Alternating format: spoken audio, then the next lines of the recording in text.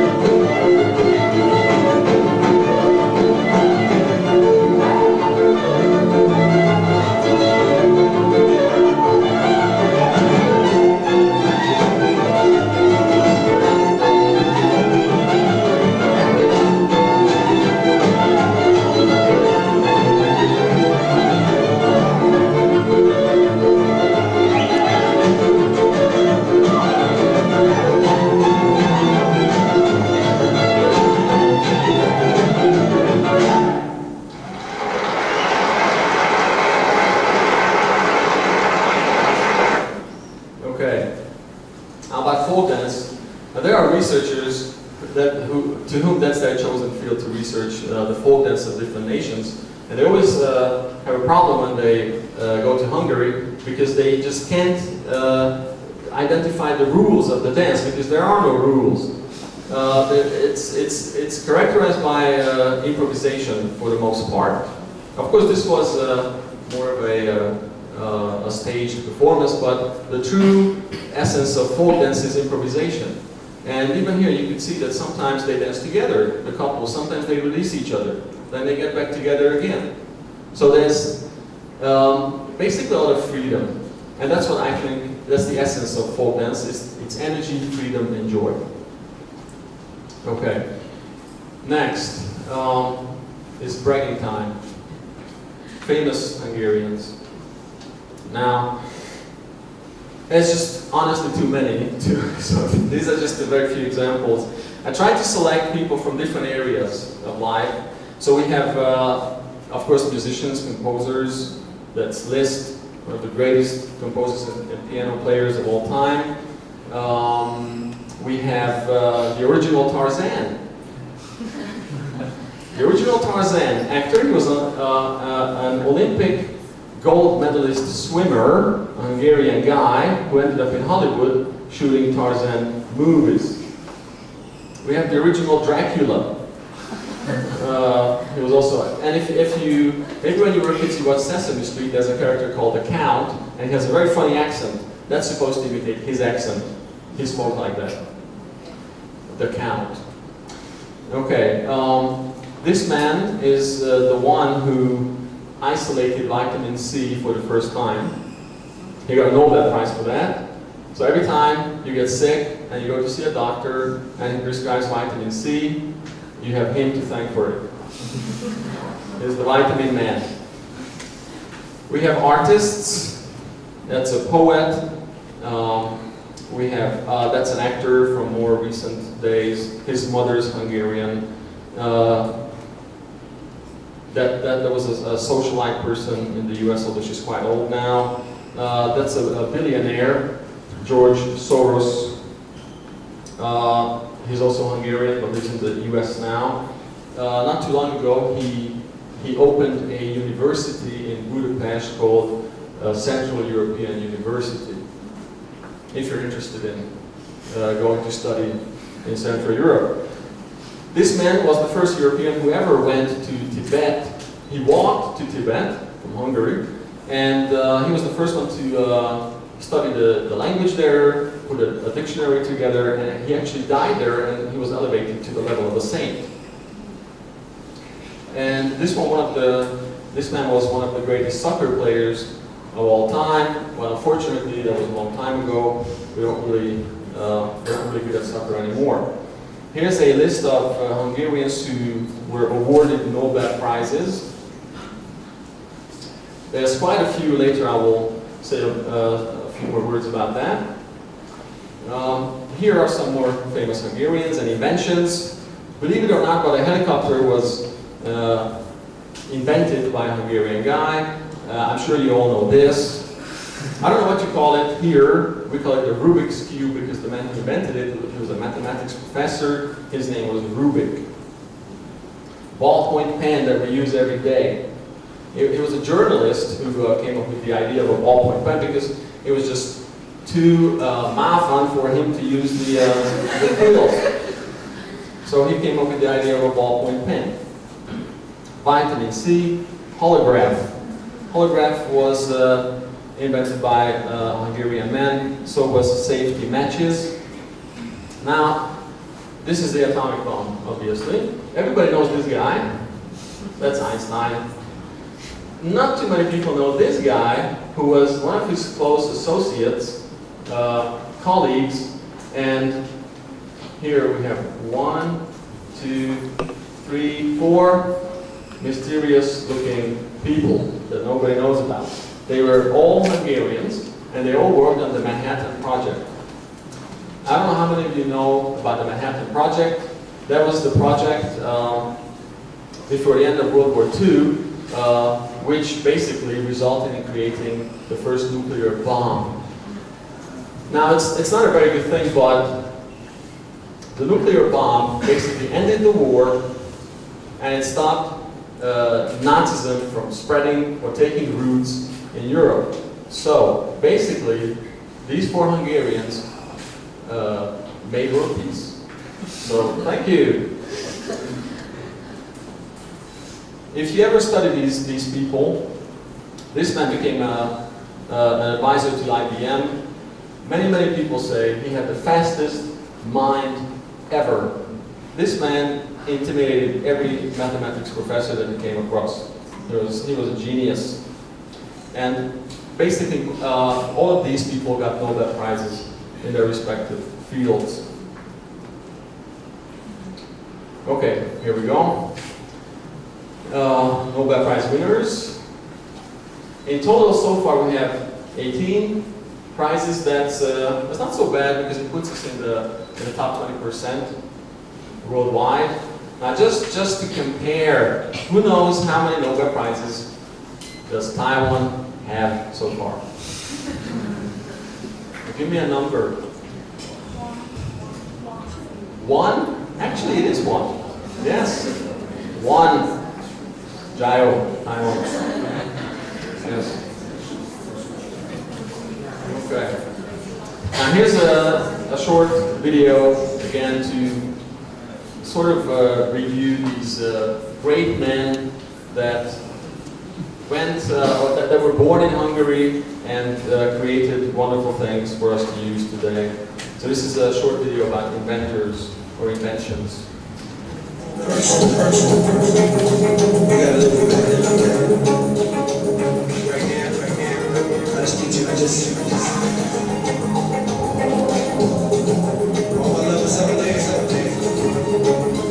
Make sure you work it.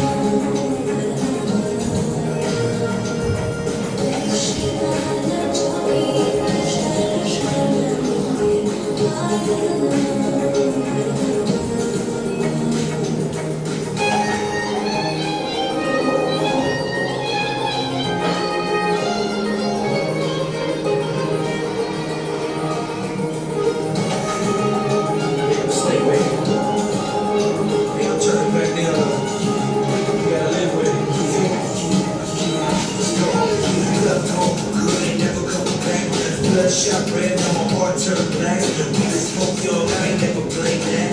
Both got hurt like a train, same track. I need to let you know that I need to let you go. Find me in the club, getting poppin' like whoa. You sleep at night, all you think about your boy. Loud looking up, thinking that you hear my voice. Hear it in your room, hear it all alone. It's Thanksgiving, then I'm breathing on the phone, but I'm gone, girl. Try to pray before it was what's wrong, girl. I feel the pain, love and easy. One life to live, so live it to the fullest. The hell with the haters, love hurt like bullets. Gotta be out, envy, keep it with a semi. Brothers keep a couple, now I forgot.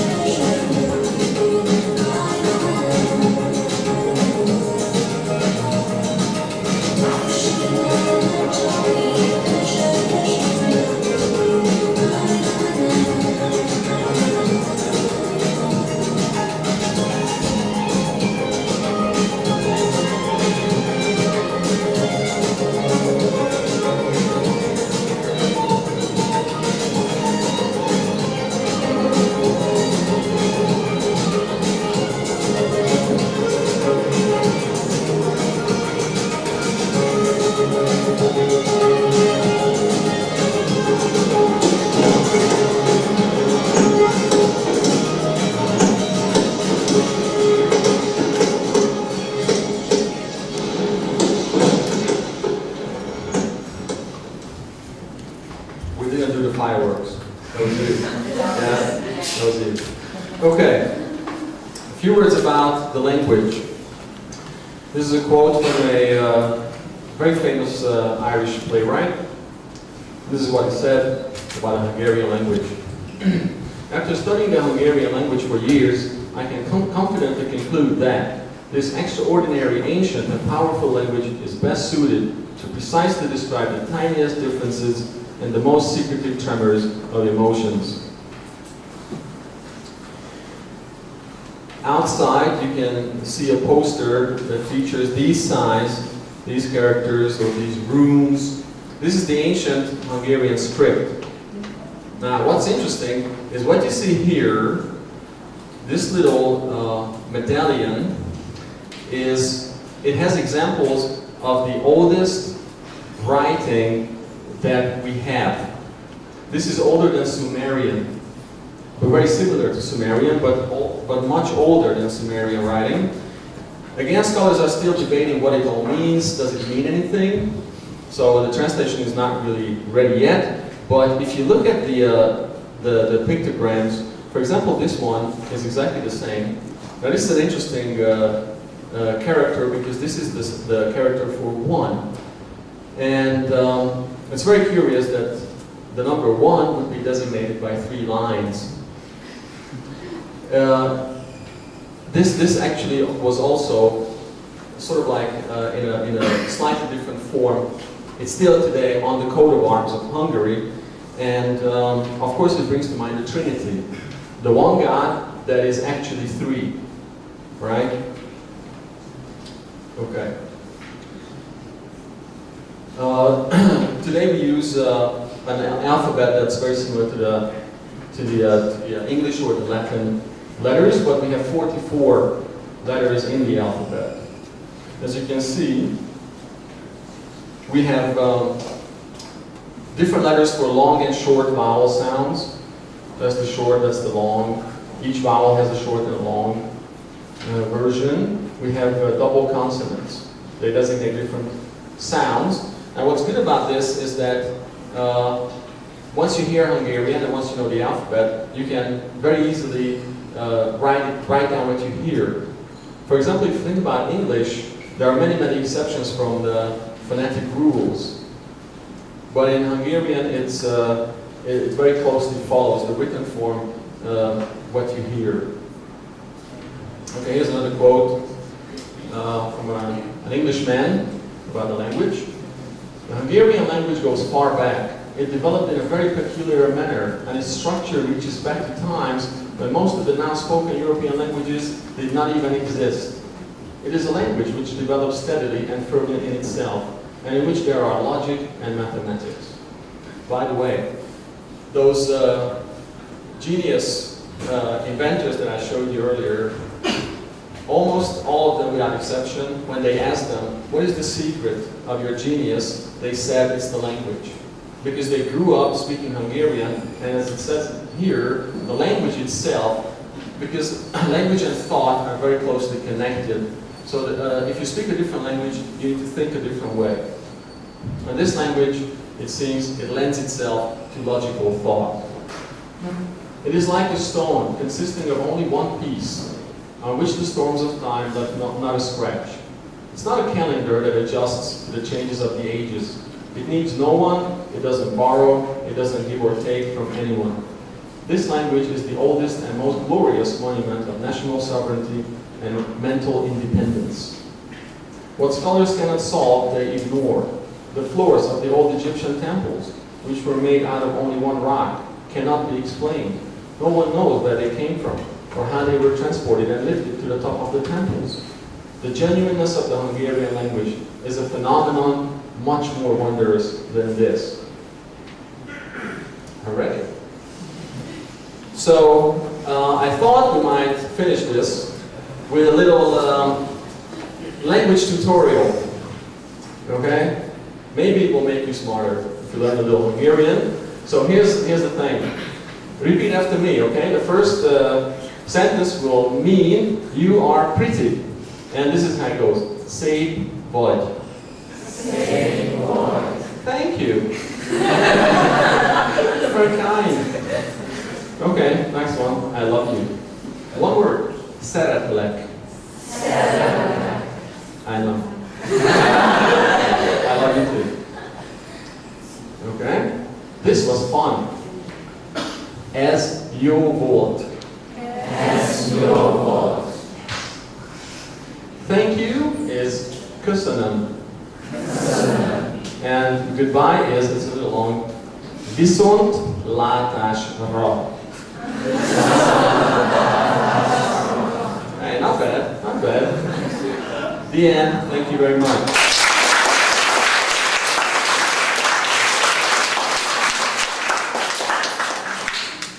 Do you have any questions?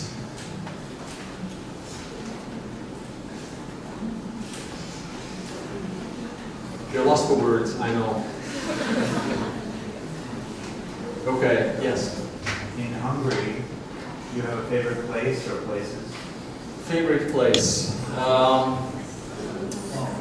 Yes. The thing is, well, it's just my personal thing. Wherever I go, I seek out natural places. I like the woods, lakes. For example, here in Taiwan, okay, one thing about Hungarians, they love the beach, because we don't have any beaches. We only have lakes, but no oceans, no seas. So it's really a dream come true for me to live in Taiwan, because the whole thing is surrounded by the ocean, right? But in Hungary we have lakes, and a lake, I'm not saying anything new, but a lake is very different from an ocean or a sea. A lake is much more calm, it's peaceful, it's not threatening at all, ever. Unlike the ocean. So I love lakes, I love the forests, the woods. I like little dirt roads, I like the trains. One thing I didn't mention, Budapest had the very first metro in Europe, in continental Europe. We have also trains, so this means that it's very old, right? The trains are also quite old, kind of rickety, but they have a special atmosphere. When I went to school, I had to take the train quite often, and you always meet interesting people on the trains.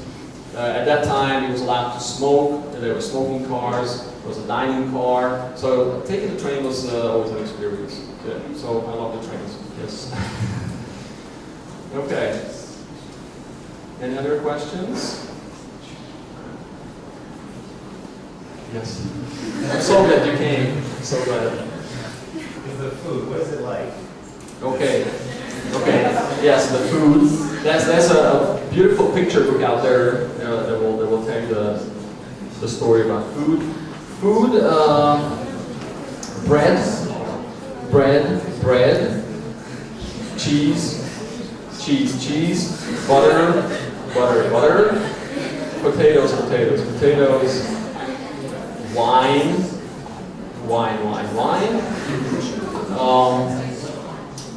It's look at the book. Yeah. I don't know how to talk about food. Yes. Okay. Yes.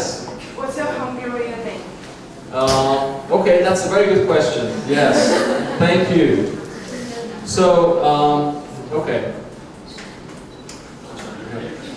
My family name is, in Hungarian it's pronounced Kecedi, okay? The I at the end always designates that that the person was named after the location. So if you look at the map of Transylvania, which used to be a part of Hungary, now it belongs to Romania, they stole it from us. There's a place called Keced. My family comes from there.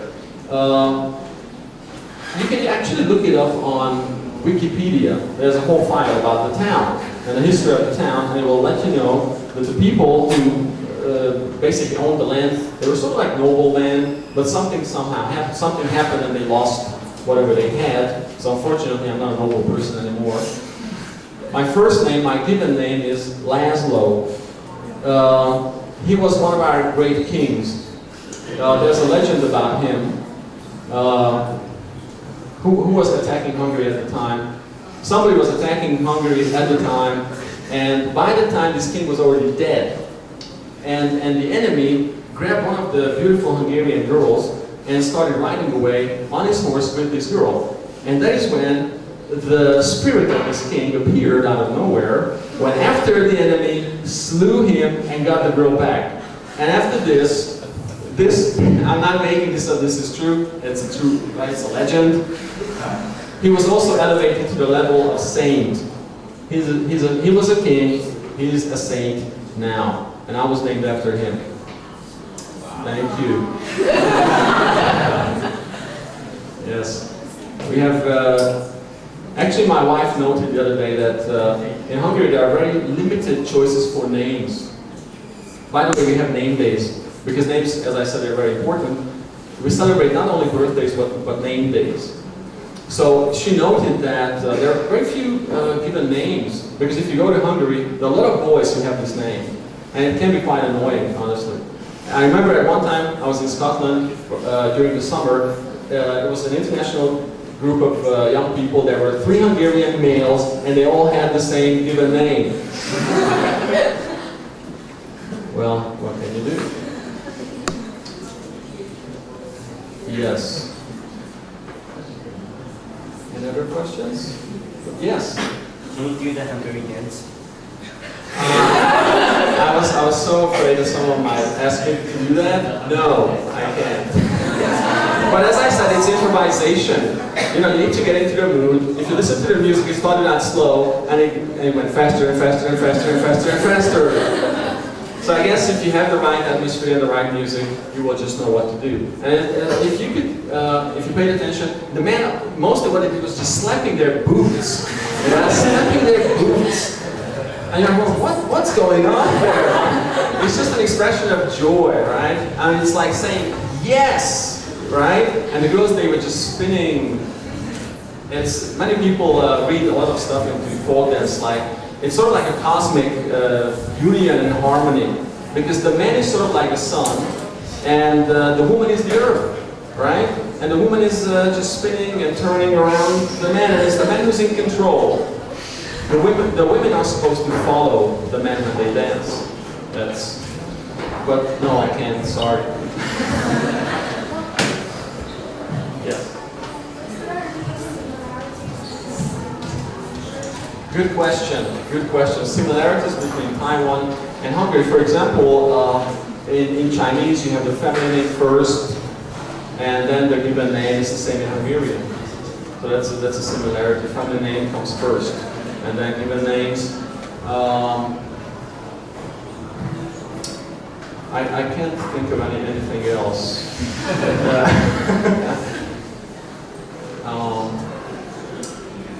As I said, Hungary, it's sort of like a strange mixture of things. And I didn't realize this until I came to Asia, that so many people in Hungary look Asian. You see? So I think that's a similarity. And also as to temperament and behavior, I think we have some of what you have here, this sort of respect for authority, being humble. I don't know if I'm a good example of that. And sort of not really taking credit for a lot of things that you do. I think, well, I don't know, that's how I see Taiwanese people, and I think that I see that happen a lot of times in Hungary as well. Quietly doing their work, taking care of things, doing what needs to be done, but not really boasting about it. I think, yes. Okay? Anything else? Yes? Which part of Hungarian history do you like? Which part of Hungarian history? Excellent question. I like everything up to 1456. That was our last battle that we won, 1456. That was the 15th century. Ever since it's downhill. Yeah. Yes. And by the way, that's an excellent question. If you ever go to a Christian country, every day at noon, 12 o'clock, the bells, they toll the bells. I don't know if you know why that is, but at least our version goes like this. So 1456, the Turks were attacking the Christian world. Christian Europe was shaking because the Turks were coming, and Christianity was in grave peril.